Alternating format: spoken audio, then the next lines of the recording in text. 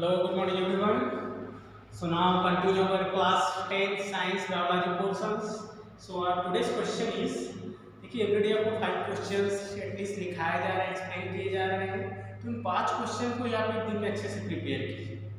Clear? क्योंकि मेरा पहला टारगेट ये है कि बायोलॉजी पोर्शन कंप्लीट हो जाए, एटलीस्ट जो 3 चैप्टर है वो कंप्लीट हो जाए, ताकि आपको जो पासिंग वेटेज वो कवर अप रहे। बाकी एक्स्ट्रा जो पढ़ते हैं हम या पढ़ चुके हैं वो आपका ऑलरेडी नोट्स बना हुआ है, प्रीवियस वीडियोस भी यूट्यूब में अपलोडेड है। ठीक है, तो उनके बेसिस पे आप स्टडी कर सकते हैं। So we have to only 1 month. So 1 month में मैं ट्राई करता हूँ कि एटलीस्ट आपका बायोलॉजी पोर्शन जो है क्वेश्चन बेसिस पर कंप्लीट हो जाए, कोई भी क्वेश्चन रिमेन ना रहे। ठीक है, उसी के बेसिस पे हम आपको ये सभी क्वेश्चंस लिखा रहे हैं, ताकि कोई भी चीज पॉइंट मिस ना हो जो आपके सिलेबस के अकॉर्डिंग है। तो एटलीस्ट आप इस 5 क्वेश्चन को प्रॉपर्ली नोट कीजिए, और उन 5 क्वेश्चन को नोट करने के बाद आपका जो रिटर्न है उसको आप प्रॉपर्ली सेव कीजिए। क्लियर? तो चलिए नेक्स्ट हमारा आज का क्वेश्चन है, name the energy currency in the living organism when and where it is produced. So energy currency, देखिए करेंसी क्या होती है, जब हमको जरूरत होती है तब हम पैसे का यूज करते हैं। सिमिलरली हमारी बॉडी में भी एनर्जी देने वाली एक करेंसी होती है, उस करेंसी का नाम होता है एटीपी। जो अंडरलाइन पॉइंट है उसको प्रॉपर्ली अच्छे से नोट कीजिए, क्योंकि यही इसका मेन आंसर होता है। क्लियर? एटीपी तो adenosine triphosphate, adenosine triphosphate ATP है। जब हम रेस्पिरेशन करते हैं तो क्या होता है, ऑक्सीजन मिलता है, साथ ही एनर्जी मिलती है। एनर्जी एक पैकेज के फॉर्म में मिलता है, बंडल के फॉर्म में, वो बंडल कहलाता है, वो करेंसी कहलाता है, एटीपी कहलाता है। इसका कंप्लीट नेम होता है adenosine triphosphate. Clear? So it is energy currency in living organism. अब ये प्रोड्यूस कहाँ पे होता है, तो ये सेल के अंदर होता है माइटोकॉन्ड्रिया। माइटोकॉन्ड्रिया में प्रोड्यूस होता है कौन, एटीपी। कब प्रोड्यूस होता है, तो ड्यूरिंग रेस्पिरेशन, जब हम रेस्पिरेशन करते हैं। क्लियर? तो उस कंडीशंस में हमें क्या मिलती है, एनर्जी मिलती है। कहाँ से मिलती है, माइटोकॉन्ड्रिया से। किस फॉर्म में मिलती है, एटीपी के फॉर्म में। इसमें आपके आंसर कंप्लीट। चलिए नेक्स्ट देखते हैं। चलिए नेक्स्ट क्वेश्चन के लिए हम बात करें। So mention term in column A with column B. तो ये क्वेश्चन में कॉलम का फॉर्म इसलिए बता रहा था कि पॉइंट आपको क्लियरली रहे यहाँ पे कि कौन सा वहाँ पे एंजाइम किस बॉडी ऑर्गन से सेक्रेटेड होता है, मतलब किस बॉडी ऑर्गन से निकलता है। क्लियर? चलिए देखते पहले ट्रिप्सिन देखते। तो ट्रिप्सिन जो होता है एक एंजाइम है। तो ये एंजाइम कहाँ से निकलता है, ये निकलता है पैंक्रियास से निकलता है। तो ट्रिप्सिन एक करेक्ट है, मैच के बाद। Amylase, clear? एमाइलेज की यदि हम बात करें तो एमाइलेज क्या है, एक सलाइवा है। तो एमाइलेज निकलता है किससे, सलाइवा से। सलाइवा मतलब माउथ में जो सलाइवरी ग्लैंड होते हैं साइड साइड में, क्लियर, उसमें से निकलते हैं एमाइलेज। क्लियर? और बात करें हम फिर नेक्स्ट यदि बात करते हैं बाइल डक्ट की, तो बाइल डक्ट का जो सीरीज है यहाँ पे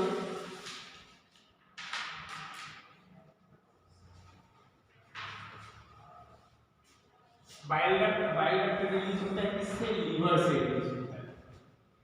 क्लियर? और पेप्सी रिलीज होता है किससे, गैस्ट्रिक ग्लैंड से रिलीज होता है। कई बार इसके जो होते हैं करेक्ट स्टेटमेंट या सब्सटेंस पूछे जाते हैं। जो सी ना आ रहा है वर्ड, वो प्रोटीन है। जैसे यहाँ पे पेप्सी लिखा है, ये भी क्या है, प्रोटीन है। इसको भी आप लोग याद रखें। ट्रिप्सिन, यहाँ सी वर्ड दिखा मतलब वो प्रोटीन है। क्लियर? ट्रिप्सिन है, ट्रिप्सिन है, ये क्या है, प्रोटीन है। एमाइलेज आता है तो एमाइलेज एक स्टार्च है। क्लियर? बाइल डक्ट में एक प्रकार का क्या है, लिक्विड है, जिसमें सी वर्ड दिखा वो क्या होगा, प्रोटीन होगा। जैसे एल्ब्यूमिन इन आ रहा है उसमें भी, तो वो भी क्या है, प्रोटीन है। क्लियर? तो आप इसके टर्म्स को याद रखिए। ट्रिप्सिन सेक्रेटेड होता है पैंक्रियास से, एमाइलेज सेक्रेटेड होता है सलाइवा से। अब एमाइलेज से काम पूछे जाएगा तो सलाइवा माउथ में होता है, एमाइलेज क्या करता है, लार्ज जो होता है सलाइवा, वो फूड को पेस्ट बनाने का काम करता है। क्लियर? बाइल डक्ट सेक्रेटेड होता है लीवर से, और पेप्सिन सेक्रेटेड होता है गैस्ट्रिक ग्लैंड से। क्लियर? तो इसको आप लोग याद रखेंगे कौन सा, जिसे कौन से यहाँ पे जो दिए हैं लिक्विड ये किस बॉडी ऑर्गन से क्या होते हैं, सेक्रेटेड।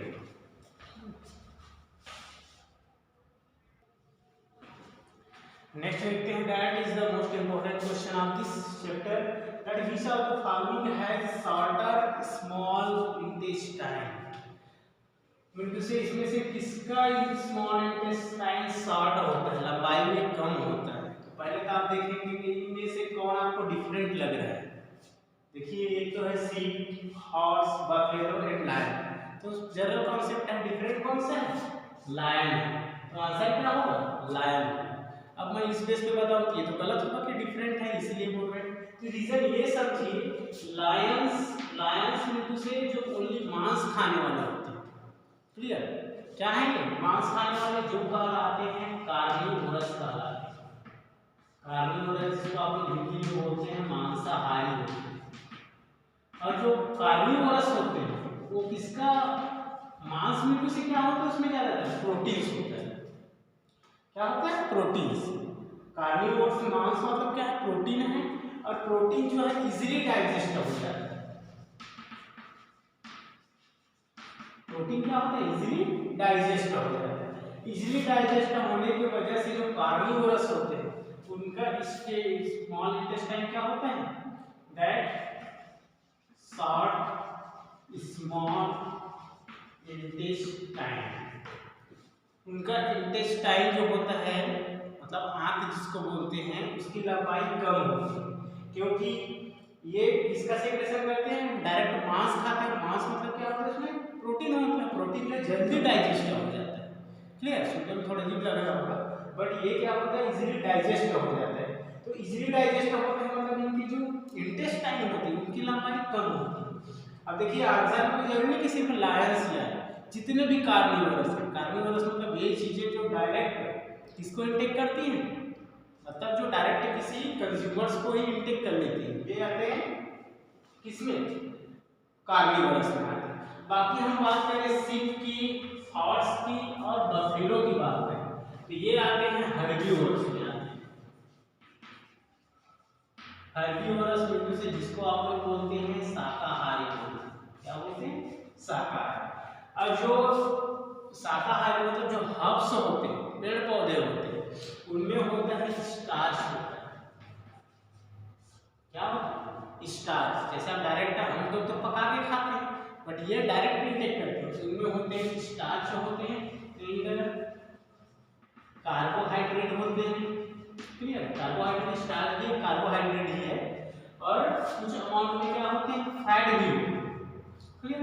अब इसको डाइजेस्ट होने में टाइम लगता है, clear, that digested with more time. मतलब प्रोटीन के कंपेयर में ये जो सब्सटेंस है, खासकर स्टार्च, वो लेट से डाइजेस्ट होता है। तो लेट से डाइजेस्ट होता है मतलब उसको कंप्लीटली डाइजेस्ट करने के लिए क्या होता है, इंटेस्टाइन की लंबाई ज्यादा होती है। तो it have long small intestine, long small intestine, मतलब स्मॉल इंटेस्टाइन की जो लंबाई होती है वो लॉन्ग होती है। लंबा इसलिए होता है क्योंकि लेट से डाइजेस्ट होता है, प्रॉपर्ली उसको एब्जॉर्ब होना चाहिए बॉडी में, क्लियर। और हम लोग जो होते हैं ह्यूमन बीइंग्स, वो होते हैं ओमनिवोरस, मतलब मांस भी खाते हैं और हर्ब्स भी खाते हैं। तो उस कंडीशन उसकी लंबाई जो है इन दोनों के मिडिल में होती है, कंपेयर में होती है। तो इंटेस्टाइन की बात करें तो ये इजीली डाइजेस्ट हो जाता है, इसलिए इनको ज़्यादा फूड की जरूरत भी पड़ती है। कई बार ये क्वेश्चन भी आता है कि दोनों में कंपेयर करोगे, जैसे बफेलो दिन में कम खा के भी रह सकता है, बट लायंस में ज़्यादा फूड रिक्वायर्ड है क्योंकि वो जल्दी डाइजेस्ट हो जाता है। क्लियर, किस तरह से याद रखेंगे, हर्बीवोरस में इंटेस्टाइन की लंबाई लॉन्ग होती है, कार्निवोरस में स्मॉल होती है। तो ये आपका आंसर है।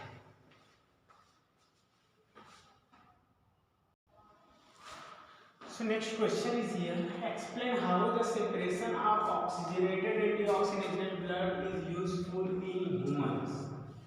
क्लियर, तो यहाँ पे देखिए हमारा जो हार्ट होता है वो 4 चेम्बर में होता है। क्या होता है, 4 चेम्बर में डिवाइडेड होता है। इस तरह से होते हैं हार्ट 4 चेम्बर, क्लियर। जिसमें यदि हम बात करें इसको, तो इस कंडीशंस में यदि देखें, ये आपका हो जाएगा लेफ्ट आर्टरियम और ये हो गया राइट आर्टरियम, राइट वेंट्रिकल और ये हो गया लेफ्ट वेंट्रिकल। पहले तो आप समझिए ऑक्सीजनेटेड और डीऑक्सीजनेटेड मतलब क्या हो रहा है। तो हमारे जो देखिए आर्टरी और वेन्स होते हैं हमारे बॉडी में, दो होते हैं, पाइप लाइक स्ट्रक्चर है। तो एक में जो होता है प्योर ब्लड फ्लो होता है। कौन सा blood? Pure blood. Pure blood मतलब हम इसको बोलते हैं दैट इज ऑक्सीजनेटेड ब्लड, जो कहाँ पे होता है? आर्टरी में। कहाँ पे होता है? आर्टरी में। एक होता है इम्प्योर ब्लड। तो इम्प्योर ब्लड जो होता है डीऑक्सीजनेटेड जो फ्लो होता है कहाँ पे? वेन में। इसलिए इसका कलर होता है ब्लू दिखाई देता है। आप देखेंगे, आप जनरली अपना हैंड में देखेंगे जो ब्लू कलर दिखाई दे रहे हैं डीऑक्सीजनेटेड ब्लड, मतलब उस ब्लड में ऑक्सीजन नहीं मिला है। इस तरह से देखेंगे 4 चेम्बर डिवाइड है। पहले इम्प्योर ब्लड आता है कहाँ पे? राइट आर्टरी में। फिर ये वाल्व खुलता है, ये है इम्प्योर ब्लड। इम्प्योर ब्लड आता है राइट आर्टरियम में, फिर ये वाल्व खुल जाता है, फिर ये आ जाता है, नीचे आ जाता है। ठीक है। अब यहाँ से फिर ये जाता है कहाँ पे जाएगा? लंग्स में जाएगा। राइट वेंट्रिकल से कहाँ जाता है ब्लड? लंग्स में। लंग्स में क्या होता है? ऑक्सीजन होता है। अब इन दोनों में होंगे, इसको हम थोड़ा कलरफुल कर देते हैं, ये डीऑक्सीजनेटेड है। डीऑक्सीजनेटेड है तो ये कंप्लीटली सेपरेटेड है, मतलब ये वाल्व से सेपरेटेड रहता है। फिर एक पाइप से जाएगा लंग्स में, लंग्स में ऑक्सीजन मिल जाता है, फिर वो ब्लड आ जाता है कहाँ पे? लेफ्ट आर्टरियम में आता है। लेफ्ट आर्टरियम में जो ब्लड आता है वो ब्लड होता है ऑक्सीजनेटेड। क्या होता है? ऑक्सीजनेटेड। इस तरह से वेन और आर्टरी के द्वारा सेपरेटेड होता है। क्लियर? जिसके वजह से आपका जो ब्लड होता है ऑक्सीजनेटेड डीऑक्सीजनेटेड, 4 चेंबर जो होते हैं अलग अलग सेपरेटेड होने की वजह से एक दूसरे में मिक्स नहीं होते।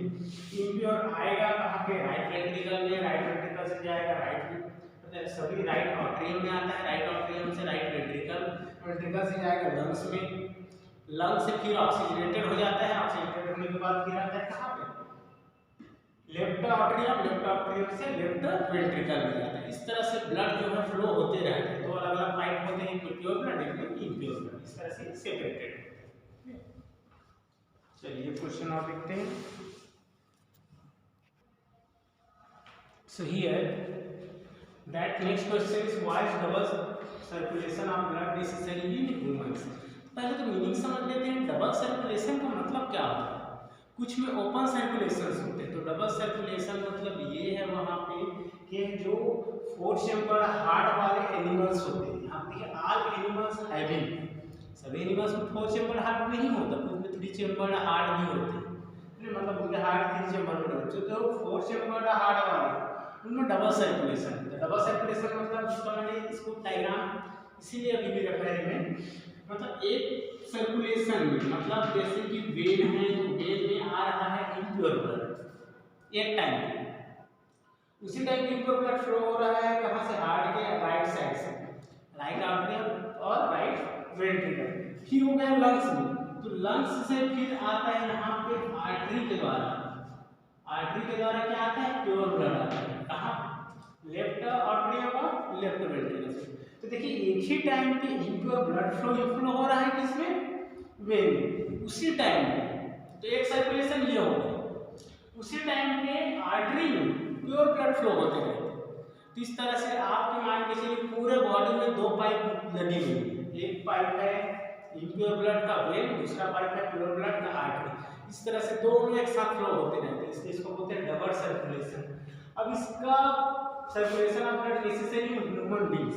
अब ये जरूरी क्यों है ह्यूमन बीइंग्स? तो यदि डबल सर्कुलेशन नहीं होता तो क्या होता उस कंडीशन में? तो जो इम्प्योर ब्लड है प्योर ब्लड है दोनों क्या हो जाते हैं? मिक्स हो जाते हैं।